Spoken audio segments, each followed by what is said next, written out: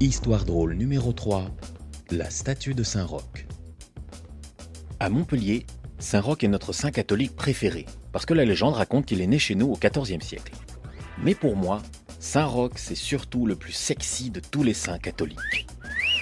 Car dans la représentation traditionnelle qu'on fait de lui, il est habillé en tenue de pèlerin médiéval, accompagné d'un chien, mais surtout remontant sa robe pour montrer sa cuisse. Ooh, hello.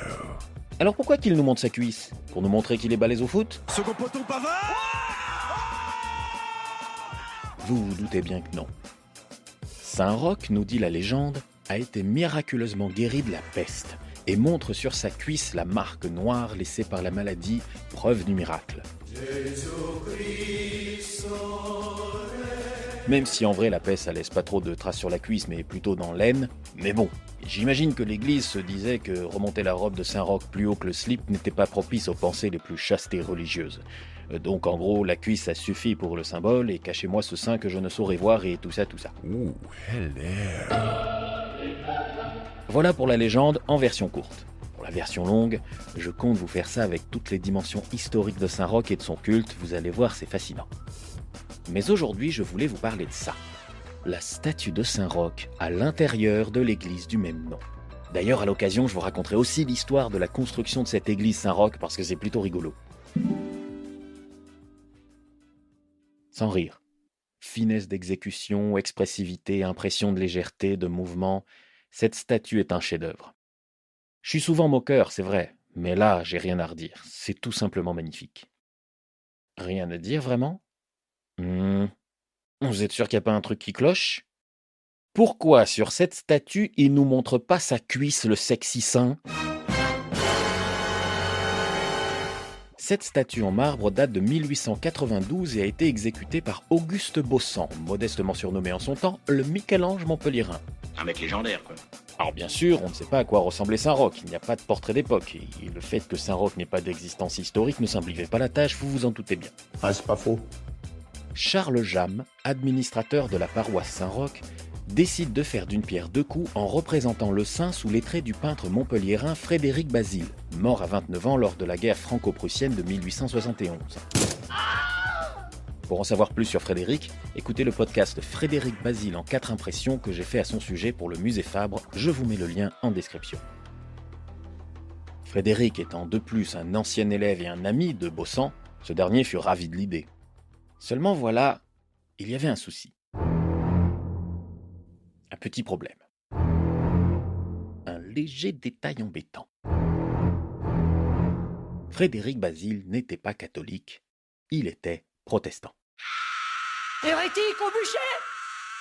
Alors, très respectueusement, Charles Jamme est allé demander à Camille, la maman de Frédéric, la permission de représenter son fils sous les traits d'un saint catholique à moitié à poil.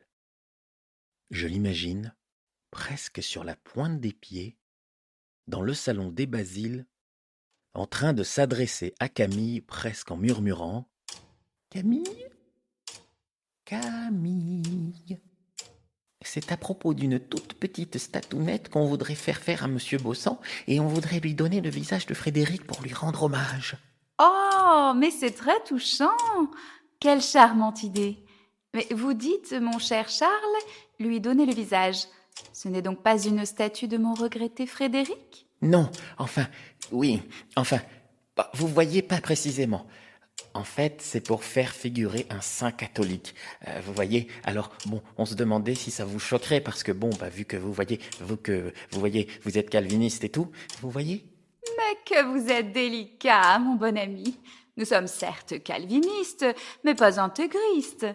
Nous le prendrons comme une magnifique expression de l'amitié que vous et Monsieur Bossant portiez à Frédéric.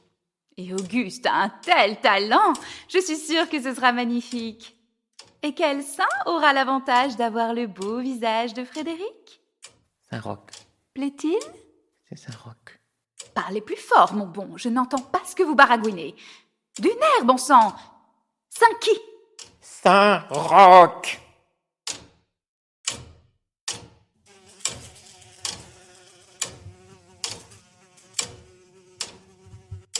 Saint-Roch, donc. Oui.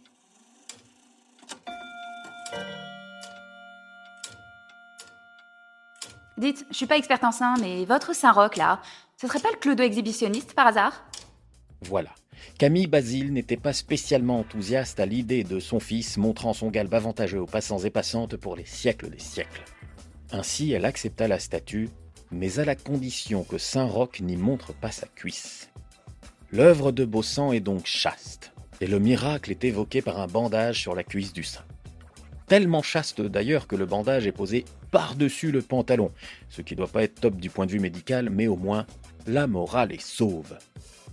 Et c'est ainsi que dans l'église Saint-Roch de Montpellier, vous trouverez le seul saint catholique protestant du monde.